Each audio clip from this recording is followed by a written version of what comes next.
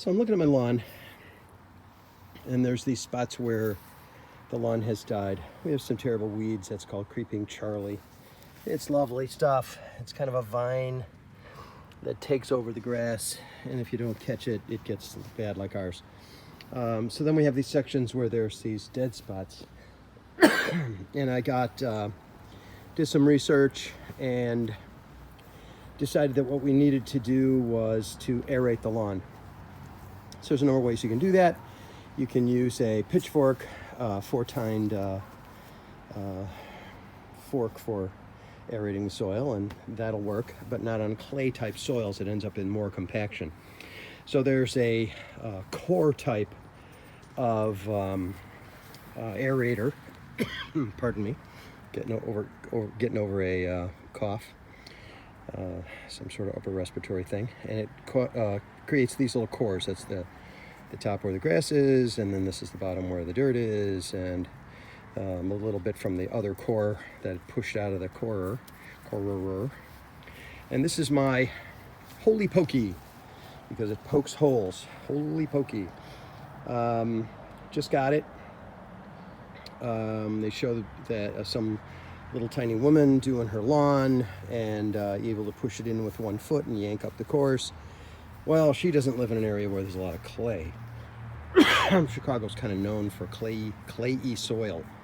This is probably 2 inches of dirt with a big substrate of clay underneath it. It is thick and it is dense. So getting this thing to pokey its holies into the clay is a real pain in the neck. I have lost a little weight, so I'm down to 174. This is kind of a soft spot here, you can tell, because the grass is growing. And I can sort of make it go down in the hole. Then I yank it up, and the little pokey things come out of there. There's the plugs. They eventually get forced out by the next one.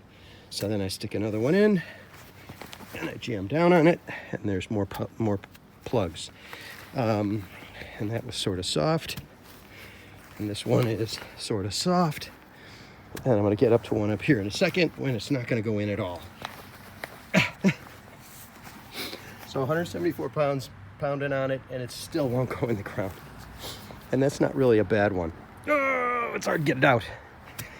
Oh, there went real smoothly in. That was pretty easy. And then when you lift it, the pieces of dirt come right out. Or that's the theory. Pretty easy to use if you don't have super heavy-duty clay. I'm happy with what it's doing. It's just taken, that's a 12 by 4 foot section, and it's probably taken 20 minutes. I keep having to take a break because this is a real pain to work the thing into the ground and pull it back out.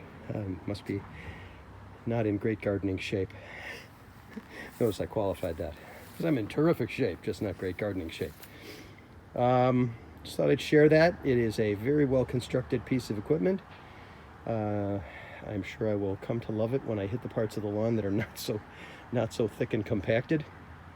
We get our yard is a kind of a hill. It slopes down from up by the house pretty drastically. The little grandkids sled on it in the winter, and then it kind of levels out, and then towards the back here, it's sloping downwards towards that corner where we get a lot of runoff.